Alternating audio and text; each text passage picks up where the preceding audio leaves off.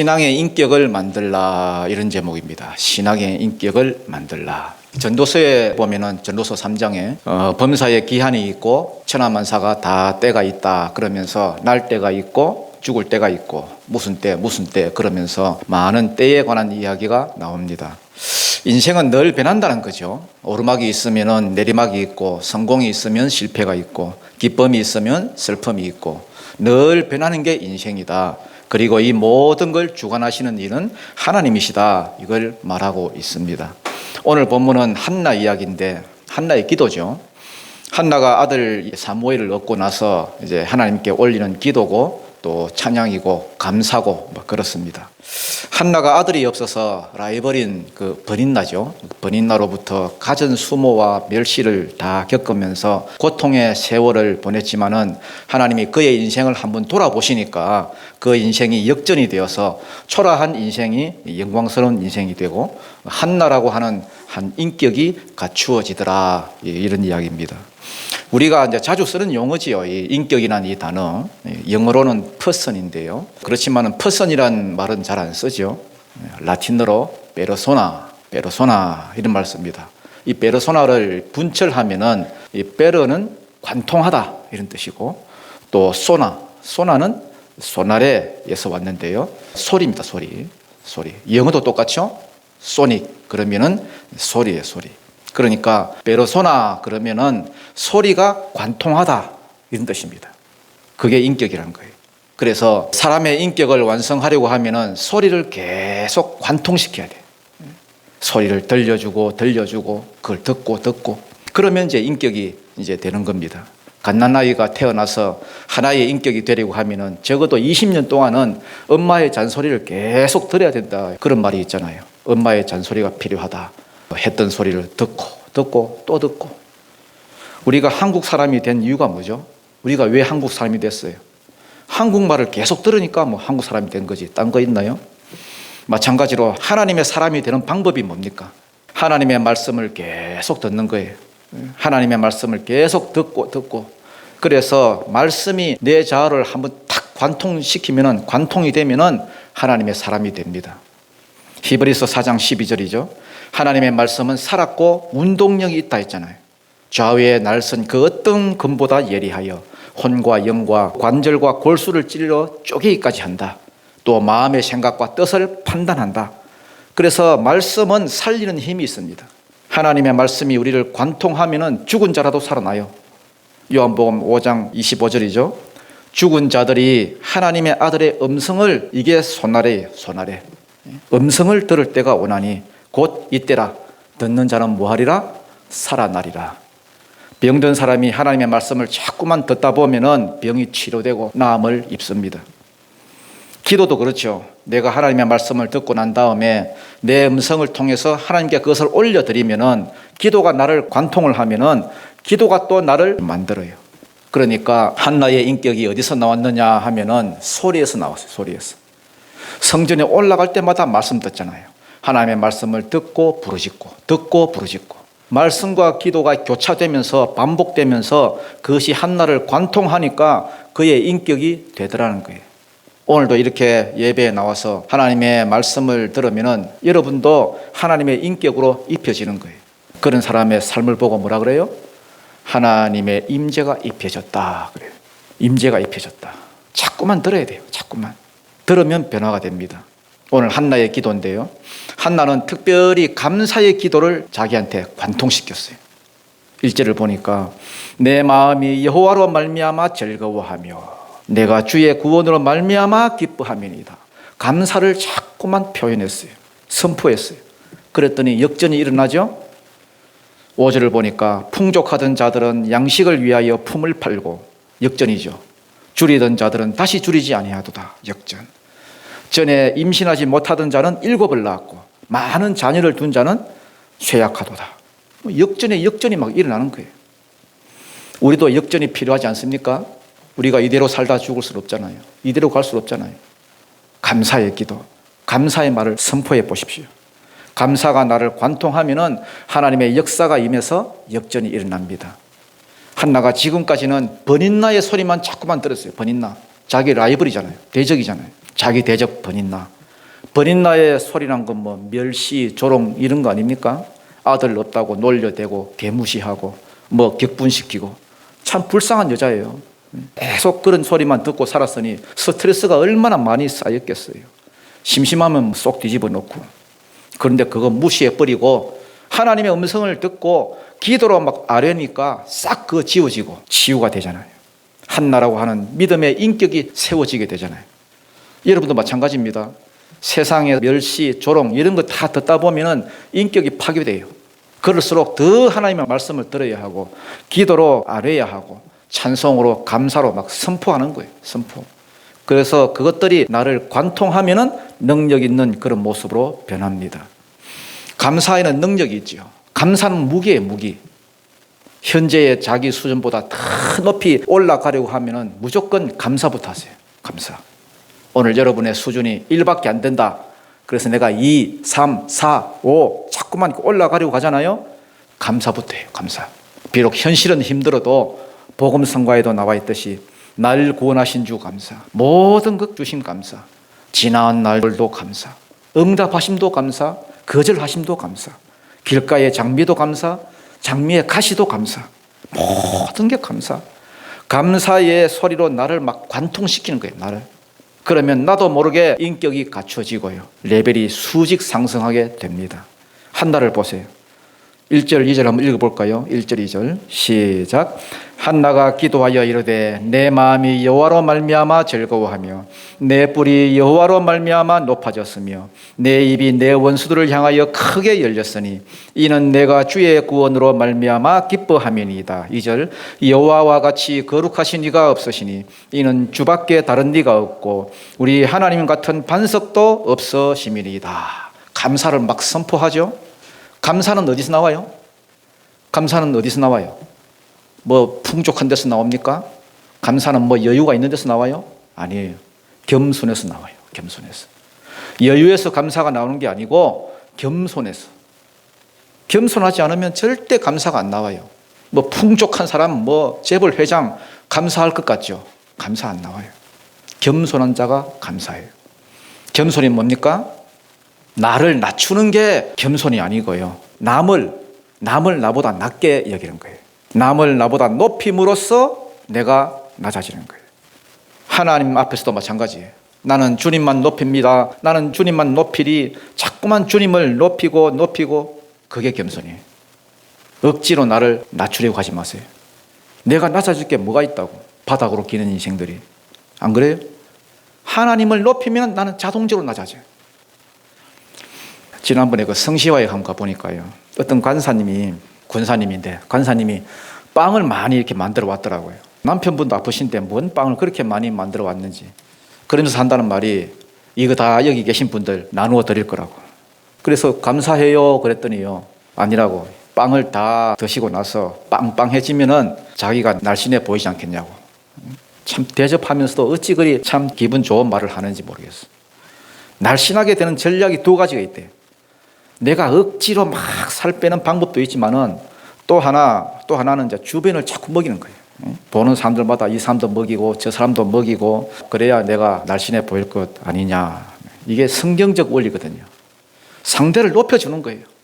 상대방을 빵빵하게 만들어주면은 상대적으로 내가 홀쭉해지는 거예요. 내가 낮아지는 거예요. 그게 겸손이에요. 우리는 더 낮아질 게 없어요. 그냥 남을 높이세요. 높이면은 내가 낮아지는 거예요. 복음도 그래요. 항상 내가 중심이 돼가지고 내가 뭐 높아져서 뭘 하겠다. 내가 뭐 잘돼서 뭘 하겠다. 성경은 그렇게 말한 적이 없습니다. 내가 무슨 더러운 옷 같은 내가 뭘 하겠습니까? 어차피 내가 죄인이고 아무 소망이 없거든요. 더 낮아지려고 해봐야 낮아질 데가 없어. 그러니까 남을 높여서 내가 낮아지고 하나님을 높여서 내가 낮아지는 거예요. 너무 막 내 문제, 내 형편 이런 거 신경 쓰지 말고요. 나를 잊어버리세요. 나를 잊어버리고 다른 사람을 높여주다 보면은 거기서 길이 열려요. 제 친구 중에 그 대학 교수가 있거든요. 근데 교수니까 이제 시험을 채점해서 이제 점수를 매겨야 되거든요. 기말고사 다 끝나면 점수를 다 내놓고 이제 휴가를 가더라고요. 근데 간혹가다 편지를 보내는 애들이 있대요. 편지를. 교수님, 한 학기 동안 저희를 열심히 가르쳐 주셔서 감사합니다. 교수님은 내 인생의 길을 가르쳐 주신 은인입니다. 이렇게 썼대요. 그거 읽는 순간 그 버릴 수가 없더래. 그 편지, 내가 그 코팅해 온 걸 봤어요. 코팅해 가지고 얼마나 자랑을 하는지. 그러면서 그 친구가 뭐라고 하느냐 하면은, 그거 쓴 애 그 답안지는 별론데 내 손이 A로 가고 있더라고요. 답안지는 B나 C밖에 안 되는데 자기도 모르게 A로 가더래. 그러면서 나 부정 아니지 그래요. 부정이지 그게. 여러분, 감사는 어마어마한 능력이 있어요. CD 받아야 할 녀석이 교수님 사랑합니다, 내 인생의 은인입니다 하니까 코팅이 되고요. 여러분, 점수도 A로 바뀌고. 그러니까 시험 쳐서 C나 D 맞는 애들은 그 공부도 못하는 것이지만은 더 결정적인 것은 감사가 없어서 그래요. 감사하면 C는 안 나와. B는 간다고요.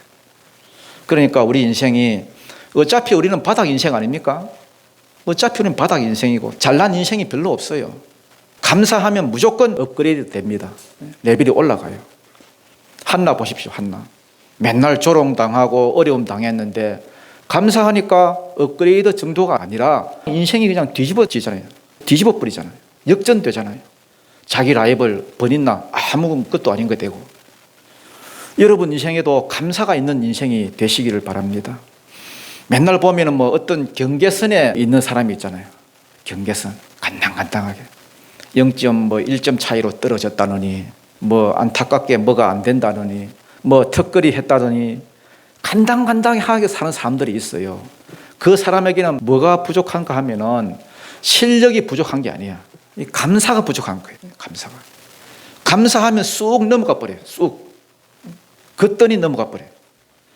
인생이 별 차이가 없잖아요. 대부분 그 언저리에 몰려 있잖아. 실력은 거기서 거기에요. 그렇지만은 감사하면 판을 뒤집어 버려요. 역전이 일어납니다. 한나 같은 감사가 여러분 인생에도 관통하는 그런 은혜가 있기를 축복합니다. 그동안 불평 많이 하고 살았잖아요. 우리가 불평도 많이 하면 여러분 지겨워요. 지겹잖아요. 그냥 한번 감사해 보세요. 얼마나 인생이 많이 바뀌는지. 예수님이 십자가 달리실 때에 강도 둘이 같이 달렸죠. 오른편 강도와 왼편 강도. 둘 다 강도잖아요. 날강도잖아요. 날강도. 잘 산 게 아니죠. 인생이 맨날 불평, 불만 이러고 살았을 거 아니에요. 말은 안 하지만 불황당 같은 나쁜 놈들이었을 거라고요. 그런데 그렇게 살다가 순간적으로 뭐가 임했는지 오른편 강도는 갑자기 감사하잖아요. 표현하잖아요. 주님, 당신의 나라에 임하실 때에 나를 기억해 주소서. 감사죠. 그 짧은 순간에. 그러니까 너 오늘 나와 함께 낙원에 있으리라. 천국 간 거 아니에요? 여러분도 이 강도처럼만 해보세요. 평생 불평, 불만 이런 것 가지고 살아왔다면 이제 그거 끊어버리시고 감사 한번 해보세요. 한번. 그러면 놀라요. 놀라. 왜 놀라느냐? 인생이 바뀌거든. 평생 이렇게 살아본 적이 없는데 이게 뭐지? 인생이 변하네. 예수님이 말씀하시잖아요. 너는 나와 함께 낙원에 있을 것이다. 예수님이. 그러고 죽었어. 그러면 천국 가요. 우리는 페르소나, 인격이잖아요. 인격이 여러분 그냥 갖추어지는 게 아니에요. 소리가 관통해야 됩니다. 관통. 무슨 소리를 듣느냐, 이제 이게 관건인데, 세상 소리를 듣느냐, 말씀의 소리를 듣느냐, 듣는 대로 이 인격이 만들어집니다. 그러니까 말씀도 많이 들어야 하고 기도도 많이 해야 하고, 특별히 여러분 감사를 마구마구 선포하세요. 선포해서 감사가 내 안에 많이 머물도록 해야 돼. 그래서 감사가 나를 관통하면은 그게 내 인격이 됩니다. 그러면 역전이 일어나요. 역전. 인생 역전. 오늘도 감사를 통해서 승리하는 믿음의 종들이 되시기를 바랍니다. 그러면 두 번째 단계는 뭐죠? 두 번째 단계. 감사가 나에게서 흘러나오죠. 한나도 보세요. 받은 은혜를 노래하죠. 노래하고 계속해서 흘려보냅니다. 7절 8절 한번 읽어보겠습니다. 7절 8절입니다. 시작. 여호와는 가난하게도 하시고 부하게도 하시고 낮추기도 하시고 높이기도 하시는도다. 가난한 자를 진토에서 일으키시며 빈궁한 자를 구름더미에서 올리사 귀족들과 함께 앉게 하시며 영광의 자리를 차지하게 하시는도다. 땅의 기둥들은 세우셨도다. 지금 한나가 뭐 큰 것 가지고 기도했나요? 큰 것 가지고 감사했나요? 아니에요. 거창하게 뭐 나라와 민족을 위해서 기도했나요? 절대 아닙니다. 이스라엘 나라를 위해서 기도한 것도 아니고 세계 평화를 놓고 기도한 것도 아니에요. 그냥 아들 하나 달라고. 하나님 아들 하나 주세요. 아들 하나. 근데 이래 가지고 못 살겠어요. 저 대적, 저 라이벌 버린나는 자꾸만 아들을 낳고 자꾸만 나를 괴롭히는데 아들 하나 주세요. 자기 개인 기도 아닙니까? 자기 아픈 부분 아니에요? 하나님이 그거 들어주셨죠. 아들을 낳았어요. 그러니까 서운한 대로 또 아들을 드리죠. 그게 이스라엘의 복이 되었어요. 하나님의 은혜가 흐르면요, 내 이익을 떠나서 공익이 됩니다. 공익. 공적인 이익이 돼요. 한나에게만 좋은 게 아니죠. 이스라엘 나라 전체 온 백성에게 다 좋은 게 됐습니다. 사무엘이라는 그 탁월한 영적 지도자가 생기게 되고 나라가 안정이 되고 공익이 막 흐르지 않습니까? 그러면 공익으로 끝나나요? 아니에요. 또 흘러. 개인적인 축복이 또 부어졌어. 또 21절, 우리가 오늘 읽지 않았지만 21절을 보니까 삼남 이녀를 또 주셨어. 또 사무엘만 주신 게 아니라 사무엘을 드리니까 또 주셨어. 삼남 이녀. 그러니까 한나로서는 축복의 축복이죠. 하나도 없다가 그냥 5배나 더 받았으니까 본인이 받은 축복이 흘러서 이스라엘의 전체 유익이 됐고 그것이 또 흘러서 더 부어주신 은혜가 됐고, 사무엘상이 왜 쓰여졌냐 하면은 어떻게 다윗 왕국이 시작되었나 이걸 보여주는 거거든요. 다윗 왕국은 다윗으로부터 시작된 게 아니에요. 한나의 불행한 조건으로부터, 한나로부터 시작됐어요. 거기에 하나님의 소리가 관통이 되니까 응답을 받았는데 그거에 흘러서 사무엘을 낳았고 사무엘이 또 하나님의 전체의 이스라엘 나라의 전체의 공익이 되었다. 그 토대 위에서 하나님께서 약속하신 메시아가 왔다. 다윗 왕국이 시작되었다. 그거예요. 그게 사무엘상 전체입니다. 우리가 모여서 기도할 때에 어떤 사람은 나라를 위해서 기도하고 세계 평화를 위해서 기도하는데 물론 그것도 좋아요. 기도해야 되죠. 그렇지만 자기 개인의 문제를 놓고 기도하는 것도 나쁘지 않습니다. 처음부터 너무 멀리 놓고 기도하다 보면은 기도가 지쳐요. 기도가 겉돌게 되고 형식적인 그런 기도밖에 안 되는데 그러지 말고 삶의 문제부터 내 개인의 문제부터 여러분 기도해 보십시오. 요즘 경제적으로 어렵지 않아요? 또 가정적인 문제가 있지 않습니까? 또 건강의 문제, 자녀의 문제를 놓고 기도하든지 기도할 게 얼마나 많아요. 뭐든지 하나님 앞에 가져 나와요. 기도해요. 그러면 하나님이 응답해 주십니다. 그런데 거기서 끝나는 게 아니에요. 그것이 흐르다 보면은 우리가 알지도 못하는 방향으로 하나님의 뜻이 막 우리의 작은 개인의 기도를 통해서 그것이 막 이루어져요. 오늘도 여러분 개인적인 문제를 놓고 뭐 될 때라 되라 이러지 말고요. 포기하지 말고 여러분 기도하십시오. 여러분 우리 교회를 위해서도 기도하시고요. 우리 나라를 위해서도 또 기도하시고 다 기도하시되 작은 것부터 자녀를 놓고 기도하든지 사업을 놓고 기도하든지 가정을 놓고 기도하든지 그걸 놓고 계속 기도하다 보면은 처음에는 내 개인적인 기도지만은 그것이 흘러서 다른 사람을 살리는 그런 역사가 벌어집니다. 그래서 중요한 건 뭐냐? 말씀 듣고 은혜 받으면 그것을 지체 없이 하는 거예요. 지체 없이 곧장 기도하고 곧장 흘려보내고. 한나가 그랬어요. 한나. 은혜가 임했을 때에 질질 끌지 않았어요. 곧장 받은 은혜를 감사하고 또 흘려보내니까 이스라엘에게는 그게 공익이 되고 하나님이 그냥 입 싹 닫지 않죠. 삼남 이녀 또 주시고 또 채워주시고.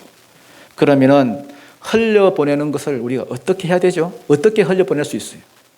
흘려보내는 건 어렵지 않아요. 하나님이 은혜 주셨을 때에 곧장 이 은혜를 어떻게 내가 보답할고 찾는 거예요.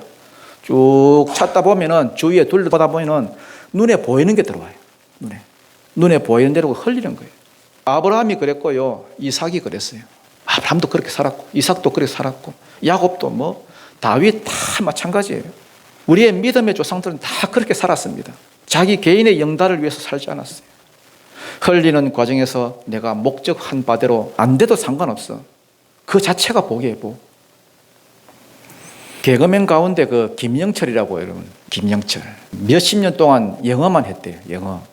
원래 그 꿈이 뭐였냐 하면은 미국 그 헐리우드에 가가지고 그 이제 프렌즈 같은 그 시트콤, 그 미국 사람들하고 시트콤 같이 그런 뭐 하는 그게 꿈이었대요. 됐어요, 안 됐어요? 아직까지는 안 됐어요. 안 됐다고 실패했나요? 제가 볼 때 실패한 건 아니에요. 개그맨 가운데는 영어 제일 잘하잖아요. 그 욕심은 헐리우드 시트콤 배우가 되는 게 목적이었지만은 그게 안 됐다고 해서 손해는 아니었죠. 제일 영어 잘하는 개그맨이 됐다. 내 뜻대로 안 되더라도 하나님의 뜻을 이루고 남아요. 룻기에 보면요, 룻이 볼 때에 참 그 시어머니가 참 불쌍한 거예요. 시어머니가 남편 죽었지, 아들 둘 다 죽었지. 그래서 너도 고향 가라. 너도 이제 제가 해라. 내 이름이 나옴인데 기쁨인데 이제 마라라고 부르라고. 마라는 쓰다는 뜻이잖아요. 쓰다. 마라에서 마리아가 나왔어요. 흔한 이름이죠. 그러니까 마리아, 마라, 미리암 똑같은 단어예요. 똑같은 이름이에요. 우리나라 같으면 또 딸이야 이런 거죠. 또 딸이야. 옛날에 그 남아 선호 사상 이런 게 있어가지고요. 또 딸 낳았다고 이름을 뭐 끝순이 뭐 이리 짓고요. 또순이, 말자 막 이런 거 많이 지었어요. 참 무식했었죠. 사람 이름 가지고 막 장난치고. 옛날에 제가 다니던 그 시골 교회의 그 권사님인데 이름이 이또순 권사님, 이또순 권사님 계셨어요. 나오미가 자기 이름을 마라라고 불러달래요. 마라. 인생의 쓴맛을 봤다. 나오미는 기쁨인데 내가 그 이름 감당을 못하겠다. 근데 룻이 보니까 시어머니가 불쌍한 거예요. 그래서 모시잖아요. 같이 살자고. 같이 따라왔어요. 그러면 우리 같으면 뭘 기대하겠어요? 뭘 기대하고 왔겠습니까? 내가 이렇게 했더니 시어머니가 로또에 당첨돼가지고 집도 사고 뭐도 사고 팔자가 풀리겠다. 이런 거 아니에요? 그런데 시어머니에게서 나온 건 하나도 없어요. 하나도 변함이 없어. 오히려 자기가 벌어서 공양해야 돼. 가난하고. 그런데 하나님께서 어떤 식으로 채워주셨죠? 시어머니가 딱 하나 코치를 했어. 코치. 시어머니가 연애 박사야. 어떻게 해야 보아스를 만날 수 있는지. 보아스는 그 지역의 유지거든요. 어떻게 해야 이 보아스와 결혼을 할 수 있는지 코치를 해줬어요. 그래서 하나님이 보아스를 통해서 넘치도록 채워주시잖아요. 여러분 하나님을 믿지요? 믿을 거예요. 받은 은혜를 시어머니를 향해서 흘려보내니까 다른 곳을 통해서 채워지잖아요.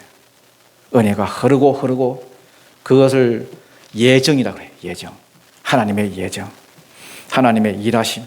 그러니까 과정을 통해서 일하시는 하나님을 체험하기 위해서는 우리도 뭘 해야 됩니까? 자꾸만 흘려보내야 돼. 흘려보내야 돼. 한나를 통해서 이스라엘 전체의 공익이 이루어진 것처럼 우리의 삶을 통해서 공익이 이루어지는 은혜의 역사가 있기를 축복합니다. 마지막 세 번째는 뭐냐? 서원을 지켰어요. 서원. 약속한 거 지켰다는 거예요. 여러분 약속 그거 가볍게 보지 마세요. 약속을 지키면 자기의 인격이 갖추어져요.